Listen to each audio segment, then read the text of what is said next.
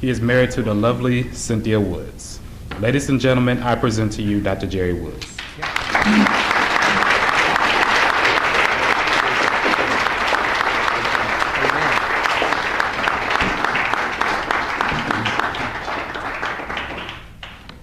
Thank you, Kelvin, for a great introduction. Certainly to each of you tonight, to Councilman Brooks, members of the head table, to Cynthia, my supporter and timekeeper for tonight, and each of you ladies and gentlemen. Certainly to Reverend Mrs. Douglas, to Mrs. Graves, Councilman Brooks, and again to Mr. Hammond, but more importantly to this outstanding group of young people who've chosen to move forward to make a positive difference in the lives of in their lives as well as others. I'm so glad to look among and see so many friends and so many supporters tonight. I will be brief tonight, but when I'm given an opportunity to address a group, I certainly think it's important, especially in that audience, if they're young people, that we don't pass up the opportunity, Marie, to encourage, to ask them to be the best that they can be.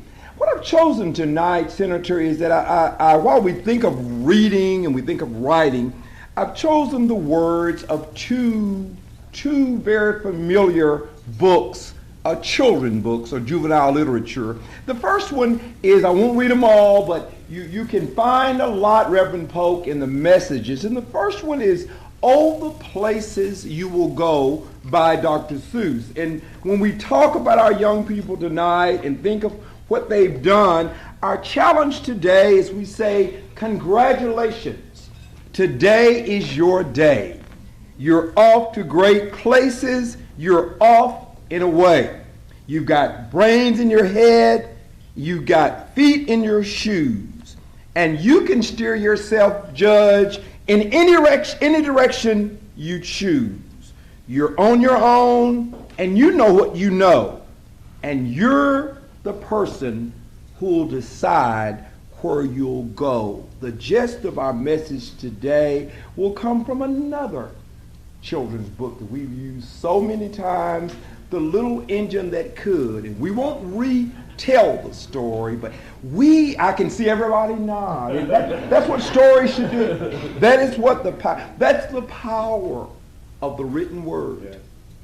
We all remember whether it was a bedtime story or whatever. It's the power of a written word. And we won't know the whole, but certainly the education comes out because we've tabbed our pages, so we'll know exactly. And we want to, the chug chug, puff puff, ding dong said the little train rumble over the tracks. She was a happy little train because she carried on her back toys and fruits and things, great things for the little boys and girls who lived on the other side of the mountain.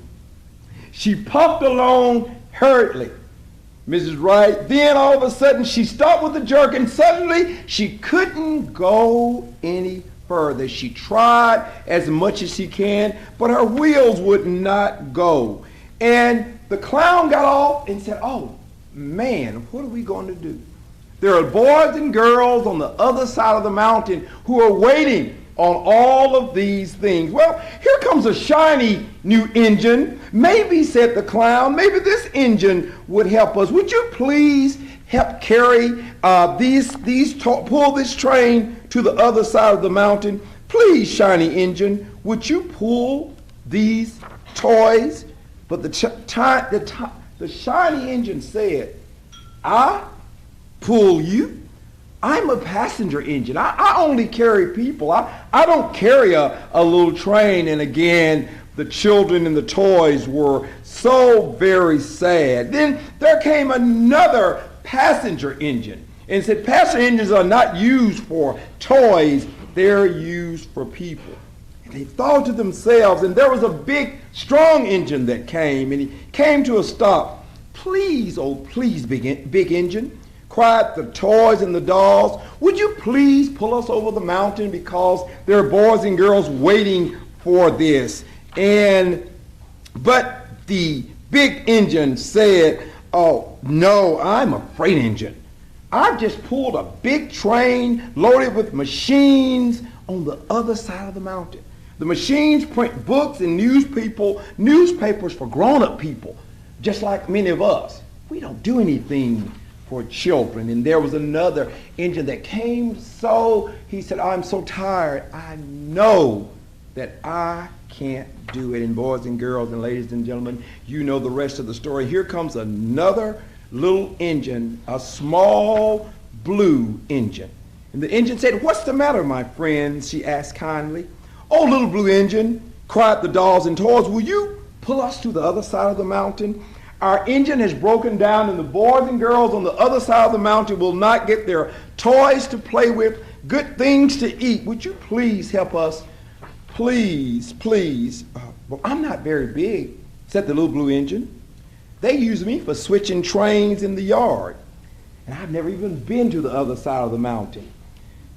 But we must get to the mountain before the children awake for them to find their dolls and toys. And unless you help us, it won't happen. So all the toys jumped onto the little blue engine. And then she said, I think I can. I think I can. I think I can. And she hitched herself to the little train and she tugged and pulled slowly and slowly and slowly they started off and the toys began to yell and they were so happy. Puff, puff, chug, chug went the little blue engine. I think I can. I think I can. I think I can. And they started up the mountain, and boys and girls, you know, ladies and gentlemen, what the story, up, up, up, faster and faster the little engine climbed until they reached to the top of the mountain and down the hill. And what a happy day, because the little blue engine smiled because the boys and girls received what they wanted. And the engine said, I thought I could, I thought I could. My message tonight, 5 points. First point is, young people, as you continue to make a difference do the right thing and in your community. First point is, never think you are too big or better than anyone else to be able to help. There's always there's a challenge for every one of us here in the area. I look among dedicated individuals and dedicated educators who don't think they're too large. Mr. Bailey and so many others, Mr. Thacker, others who don't think they're too large to go beneath to help young people. So as you grow, never think you're too better. Like the other trains, and I'm a passenger train, I don't take toys. So point number one, never think you're better than anyone to help. Point number two, be large enough to show compassion and care. The clown cared enough. He was the one that kept asking. It was not that the train, Miss Turkendall couldn't get across. It was what the train was carrying. It was to make little boys and girls happy. So be large enough to show compassion and care. Point number three, those who are too big for little jobs are too little for big jobs. There are things that each and every one of us to do. And many times as we go, there are a challenge of making life better. Many times we don't want to do the sweat work. We don't want to do the things like sweat equity. However, you cannot be too large for certain jobs. Point number four, work hard and show a strong work ethic. Continue to make yourself available. If you go and you finish one job, don't say, Coach Thacker, I'm through. What you want me to do now? Find yourself something to do as you continue. As I've read many of your essays and read many of your poems, you have great thinking and you will make a positive difference.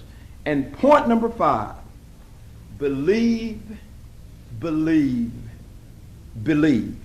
Believe first in yourself. Believe that you can be anything you want to be.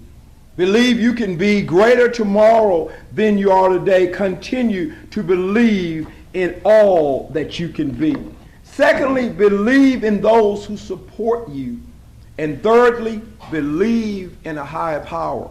We know that we are not in a facility or as a church, but however, you have to believe in something greater than who you are. And I'm not in a position, Dr. Douglas, to stand and say what you believe in, but I would challenge you to believe in something greater than what you are in order you can be greater. And as you believe in yourself, and I won't be like Mr. Edmonds, so we won't go there. However, when you think about young people, and I use this example from time to time, this is $1 bill. As you believe in yourself, believe. And I can fold it, and I can roll it. It will not be $20, but I will roll it. I can fold it and even to the point of take it here, and I can beat it down. Hand it to me, sir. Thank you.